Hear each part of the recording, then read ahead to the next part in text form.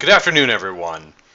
I wanted to do a quick video talking about an important topic in the larger debate about marijuana legalization. Now, I just finished watching this particular part of the Rubin Report's discussion with Angel Tigger on her marijuana business and the surrounding discussion of marijuana legalization. There's a few obvious larger discussions that go along with marijuana legalization, but I want to narrow in on one point in particular that frequently comes up, and that's the talk of addiction. Now, I posted this comment, and I'm going rather Karen Strong here, where I post a comment and realize it's worth making a video about. So, in it, I'll just read it here to make it nice and simple. Addiction is not determined by the development of tolerance and or presence/severity of withdrawal symptoms. Bandying the word addiction so loosely around in the discourse surrounding marijuana legalization is inherently harmful, as pointing out the actual impact of marijuana use in the context of the proper definition of addiction. So what is addiction here? Addiction occurs when the seeking or using of a substance or engaging in a particular activity begins to override commitment to social, personal, financial, or occupational goals. Missing work. Okay, actually, before I get into the rest of the comment there. So, hashing this out a bit more, we can do many different things that are good and bad for us. Doing a particular act once that's incredibly stupid does not make you addicted to it. For example, jumping off of a high cliff where you know that there's shallow water below. That is a very dangerous act. Now, that does harm you in a variety of ways. Could harm you, couldn't harm you. Well, let's say can harm you in a variety of ways, including the ones I listed there. It can harm you socially by alienating friends because they see you as a blithering idiot now. Personally, break both your legs, neck, drown. Financially, you're injured, you can't work, you lose money. Or occupational, you actually lose your proper job, which is a source of your income. But there's also other activities we can engage in to our own detriment that are not considered addictive. Another one would be texting and driving. I live in the American South. There are laws here about texting and driving, but not being on your cell phone. So frequently, drivers holding their phone in their hand are not viewed as threats on the road because they may be having a verbal conversation. Obviously, the approach to this would be to change the laws to no handheld devices, but that's a whole other video. Doing this activity of texting and driving with regularity does mean that you put yourself at great risk of those 4 points that I listed above. Socially, you can kill your friends. Personally, you can kill yourself or others. Financially, you can cause significant damage to your car, which you'll have to pay. Occupationally, you may lose your transportation, which takes you to your job. Now, would we consider texting and driving that act addictive? No one would. Now, frequently the conversation of tolerance and withdrawal comes up. Let's get this out of the way really quick here. So first, what is tolerance? Tolerance is where your consumption of a particular substance or engagement in an activity gives you a diminished return from previous uses or engagements. The first time you go skydiving, you will have an immense high. The subsequent times will become less so. If you go skydiving the first time in tandem, giant high. The next 5 times in tandem, not nearly as fun. But the first time you go again solo, you get to that point. That's why we have thrill seekers, and in some cases, these thrill seekers are actually addicted to thrill seeking. The pejorative term we use are adrenaline junkies. In the context of more around the drug debate, let's say prescription painkillers, a major topic in U.S. discourse today. Taking something like oxycodone, one can develop a tolerance towards that drug. That means rather than requiring 5 milligrams, we'll say, to reach a euphoric state, or even a state where the pain can be appropriately managed, one then requires 10, 15, 30 milligrams in order to get to that point. Obviously, if you're prescribed, we'll say, 30 pills for a month, you're supposed to take one tablet right before bed. The first 2 weeks are fine, you're taking it right before bed, you sleep to control your pain. But the first day of the third week, you go, well, why don't I take a couple hours before bed? Actually, how would I take 2? Because the last couple nights I didn't sleep as well. And then by the end of the month, you come up short, you tell your doctor I needed more. Most doctors would just prescribe more outright. And then you're now taking more, not just because you need more due to tolerance, but because you're seeking more. Now we start to see the deviation from addiction as a problem and the development of tolerance.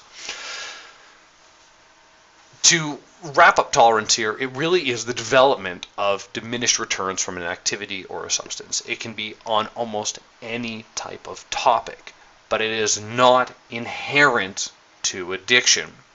Moving on to withdrawal. What is withdrawal? Withdrawal is where the cessation of a substance or activity causes deleterious effects for your person. Stopping alcohol, in fact, that's what a hangover is not fun for a lot of people. Your body tries to reach homeostasis with the presence of alcohol in your system, and by the time it reaches that level, the alcohol has already left your system. Your liver has already processed the alcohol out, changing it from alcohol into a couple intermediary steps before it becomes glucose, and now you have this offset in your body to manage the alcohol that's not there. You're then hungover. You develop, in a lot of places, nausea, headache, soreness, cloudy mind, and fatigue. It disrupts sleep patterns, it can disrupt motor activity, and so forth. For other activities like, say, opiate pain medication use, the withdrawal of taking opiates results in a marked uptick in the experience of pain. Say you have an injured shoulder and you take oxycodone for your shoulder. When you are missing a dose or you're between doses, suddenly, your knees kind of hurt and your hands kind of ache and back of your neck's a little sore.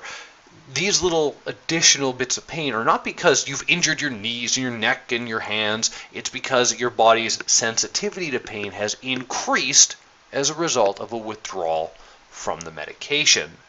You can also have withdrawal effects from things like overuse of Facebook. Kids being the most common sufferers of this. When they have their phones taken away or they have their phones damaged, they become agitated or despondent when they don't have access to a particular high stimulus activity like, in some cases, social networking can provide. So does withdrawal actually mean that you're addicted to something? Well, no, of course not. To suffer withdrawal is entirely separate from addiction. You can suffer withdrawal from, we'll say, sugar. Now, people are addicted to sugar easily. When you consume sugar, you release a huge amount of dopamine, just like you do with cocaine. But are you addicted to it? That's tough to say. You need glucose for your brain to operate, so sugar would be a sensible thing to want to consume. Pardon me.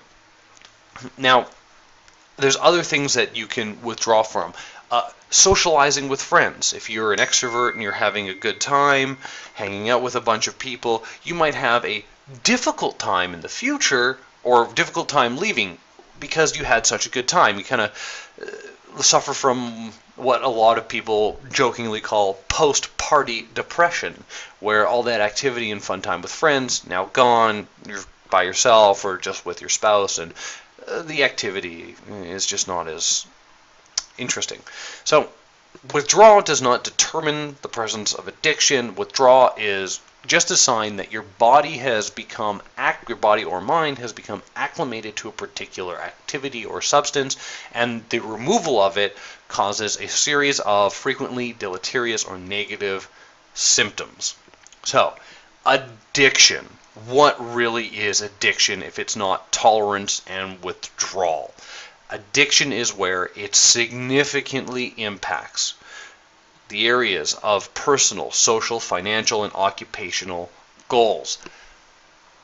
When you begin to miss work with regularity because of your drinking and hangovers, that is probably a sign of addiction. Either if this is the first month it's happening, could be a tough spell, a breakup, a major life event, a passing of a friend or a relative might send one into a pretty dark place. Are they an alcoholic then? Are they addicted to alcohol? And the answer is maybe. It's not clear cut.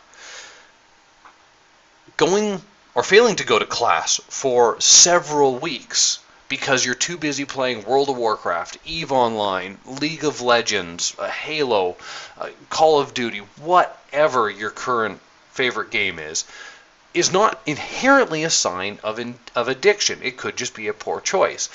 It's when that series of behaviors become so set in place that the individual would prefer to continue to engage in the negative behaviors of missing class than they would breaking out of it and achieving those pre-stated or pre-invested goals.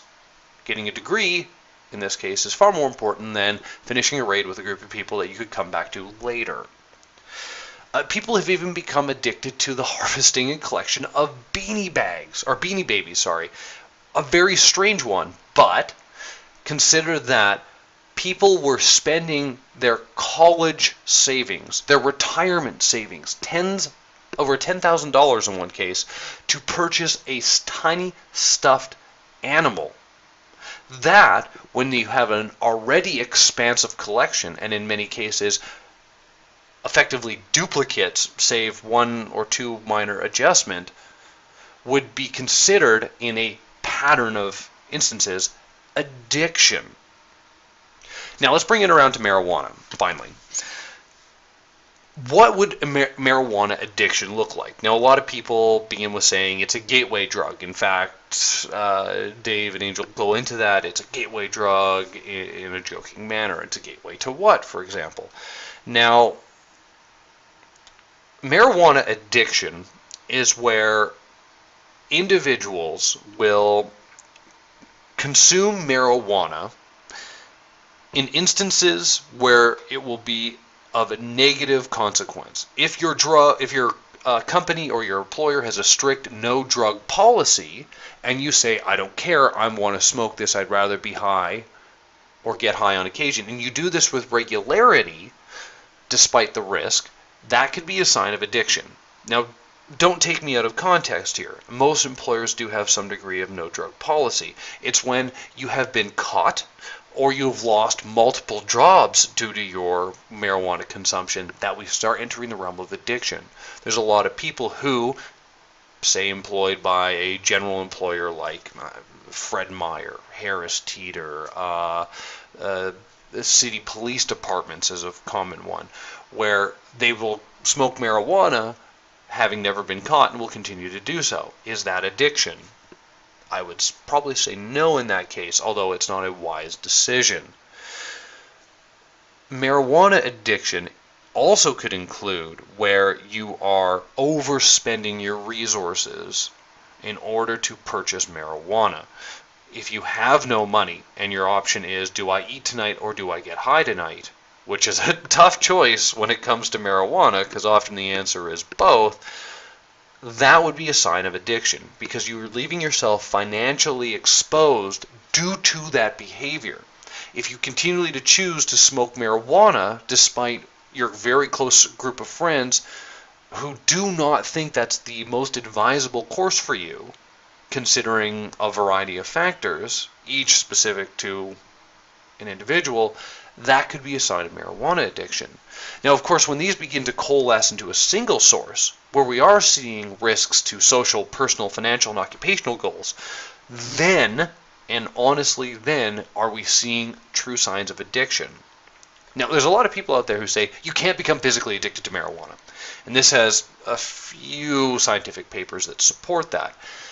Obviously, it's not as potent as sugar or cocaine, but you can still become addicted to it, just as you can become addicted to shopping or massages.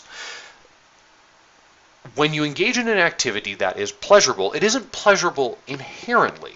It's pleasurable because the neurochemical response in your brain is to release dopamine. And there's two particular parts of the brain that we focus in on these cases, and that's the nucleus accumbens and the ventral tegmental area.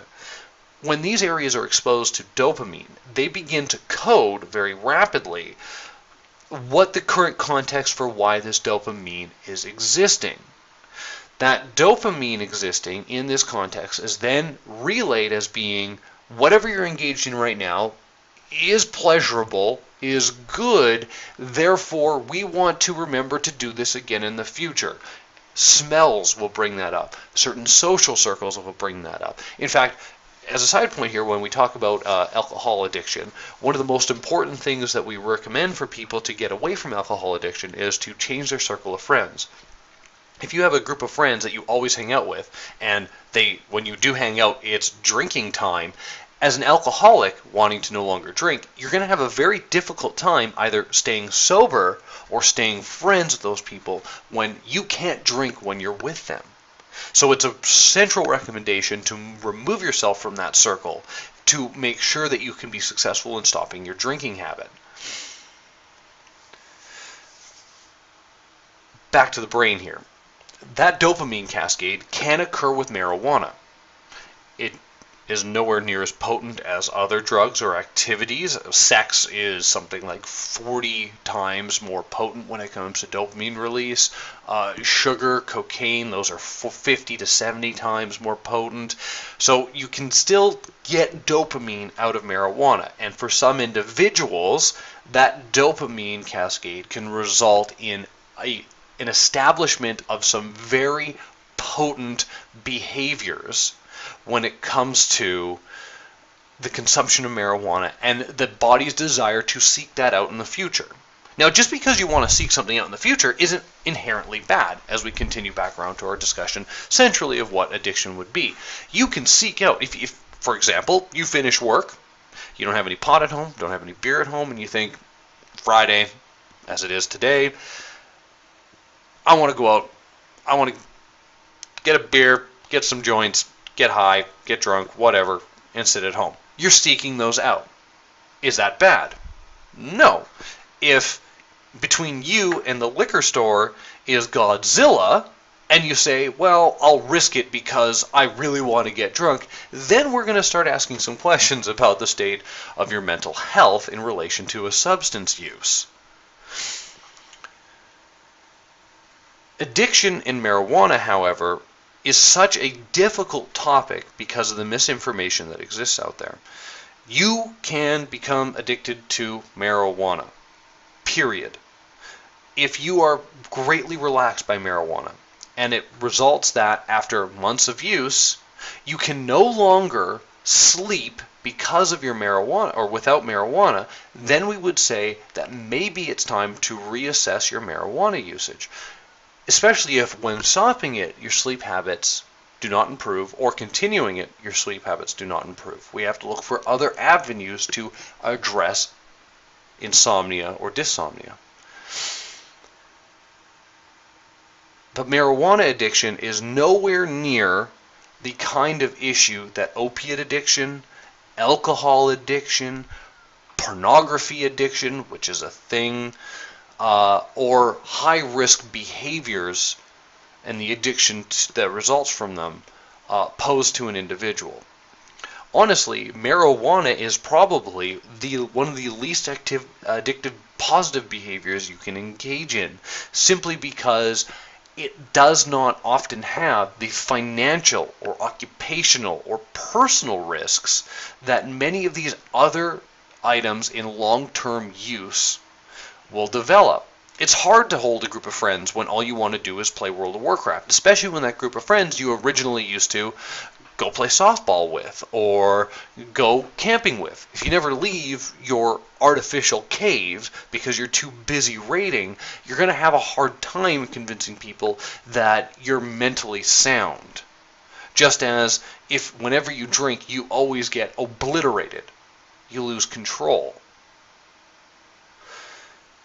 So when we want to talk about marijuana and addiction, we want to avoid talking about tolerance and withdrawal because they are not related to addiction. We want to focus on how marijuana can actually affect those four central tenets I talked about: social, personal, financial, and occupational. If marijuana is not affecting any of those, then it's hard to say that one is addicted to marijuana, just as it would be very difficult to say one is addicted to alcohol when they aren't leaving themselves financially exposed, ostracized, in significant health risks, or losing their job as a result of the use. I hope this was somewhat informative for people when we want to talk about how we move ahead in the larger discourse of marijuana and addiction. Now, part two of this is slightly different, and that's Dave Rubin made a quip in this particular clip here, which will be linked in the low bar, about the desire of the pro-marijuana caucus to move ahead with legal suits in order to really change about the American laws surrounding marijuana.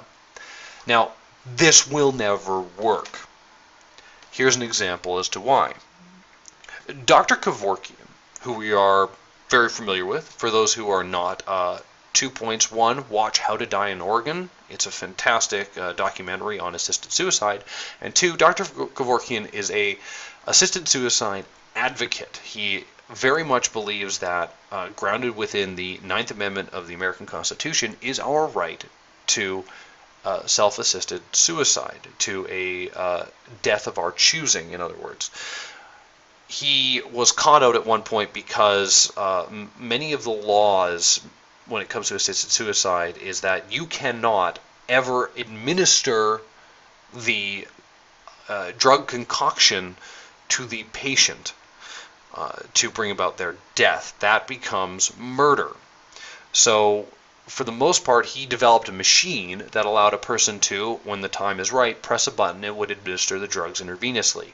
One time, though, he set up the machine. He asked the patient that he was assisting if he was ready to go and just said, "You tell me when," and Dr. Kevorkian was the one who initiated the injection.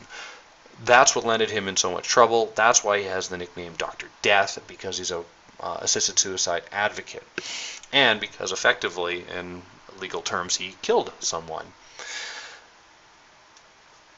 Sorry, bringing this back around. Kevorkian also led a very strong legal campaign to try to change the minds of people when it came to assisted suicide, and he grounded that within the Ninth Amendment. Now, the Ninth Amendment does not offer for you a catch-all when it comes to human behavior. If the legal system worked like that, it would be anarchy in the United States. Actually, let's bring that up really quick here.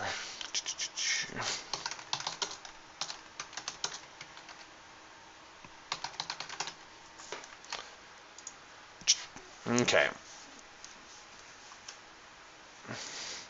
The Ninth Amendment to the United States Constitution addresses rights retained by the people that are not specifically enumerated in the Constitution, and it is part of the Bill of Rights. So, just really simply, if it's not spelled, just because it's not spelled out doesn't mean it's not a right for you to do that. In marijuana, however, it is spelled out clearly. We have marijuana listed on a Schedule I narcotic, which means it is a controlled substance that individuals cannot produce or traffic or sell or consume. Well, consume is kind of an off point there. It's not really true. You're permitted to consume whatever you want in this country, even if it's an illegal substance. But anyways, to launch a legal campaign saying, oh no, I should be allowed to do this, will end miserably. And I'm going to rely on a justice whom I don't directly agree with his worldview, although his legal interpretation is the most sound one. Justice Scalia was very careful in how he went about writing his opinions and how he voted on some of these central topics in American life. When we talk about whether or not something should exist, and this is not the is-ought problem, but whether we should be allowed to do something in the United States, then it should not be up to the judiciary to determine vagueness out of laws which give openings for particular behaviors or actions or assignments or organizations, but instead we should, as people, pass laws by the popular vote to ensure a legal standing that can be written into concrete, well-worded law to move forward. This is why the campaigns in Washington, Oregon, Alaska, Hawaii, D.C., and Colorado have been so successful. D.C. is an off point. That one's just an absolute quagmire because D.C. is the state that's not a state, so therefore you don't get any representation, and it's an absolute mess. Back to the point. Legally, if you want to be successful in a marijuana legalization campaign, you want to start out as small as possible and take step by step to climb this mountain. If you want marijuana to be legal, you have to advocate about changing the laws to remove its illegality and the other laws which surround it, which make it impossible to produce, to own, to traffic, to consume, to share, to change into edibles or waxes or whatnot. Or, most importantly, and this is actually the largest barrier to successful marijuana franchises right now in the United States, allowing banks to take money via the profits generated from marijuana production and sale. If we in the United States want to make marijuana legal, we have to start out small in municipal levels and push our way through counties, through states, and then federally. We cannot just mandate top down because there's many individuals out there, lobbyist groups and even interest groups like the pharmaceutical industry, who may see that as a danger to their business. And if we just say, yeah, it's not illegal anymore here because we say so at the federal level, what you could have effectively are maybe insurance companies, but pharmaceutical companies creating astroturf organizations that organize themselves around making sure the scourge of marijuana doesn't affect the nation. That's why we see these popular amendments passing, and in the states for which it has happened, been very concrete. Yes, amendments and changes have been made to them, but they are solid, they are smart, and they are ensuring that if a legal challenge were to ever come forward towards the legality, the question of the legality of the production and consumption and sale and trafficking of marijuana, that it is legally passed and set. So well so that if Justice Scalia were still here and he was asked about what to do about marijuana laws, he would have to say it was legally passed, it is a clearly written law, and there is nothing we can do at this level to change it now. Part 3. Announcements. I am going to try for another discussion with the independent Muslim himself, Kamal Fansa. We are going to be talking about is Islam not a source for terrorism. It's not really going to be a debate. It will be a discussion, and we're going to cover many facets of that discussion. It's a tough one, obviously. I think that in the United States there's a great deal of ignorance, as Kamal Fansa has argued, about Islam and how it operates. But I also think that thanks to apologists in the United States, it makes it extremely difficult for the liberals, like myself, to engage in a reasonable, rational discourse about the presence of Islam and what it means if it's allowed to establish a caliphate or give special protections to itself and so forth. What are the effects of Sharia ruling a particular area of the country, or allowing a two-string court system where if you're a Muslim you get access to a Sharia court but everyone else has to use the American court system. I don't think that's good. We may talk about it. Beyond that, thank you all very much for listening. I am very happy to have over 100 subscribers now. It is fantastic. I do wish to continue to produce content. None of it will be scripted in the future. I really like these off-the-cuff videos. I think that if you have a point to make, for the most part, you should be able to articulate it on the fly. If you can't, why do you hold that point? Do your research first. Again, thanks all for watching. Marijuana, not addictive like people think. Be careful when you're using addiction in relative terms to marijuana by avoiding withdrawal and tolerance discussion and focusing on how marijuana really affects the four aspects of life that we talk about: personal, social, occupational, financial. And we have a discussion coming up again. I will schedule it soon with the independent Muslim Kamal Fansa. Follow me on Twitter at Narokchi, N-R-O-K-C-H-I, and have a wonderful weekend.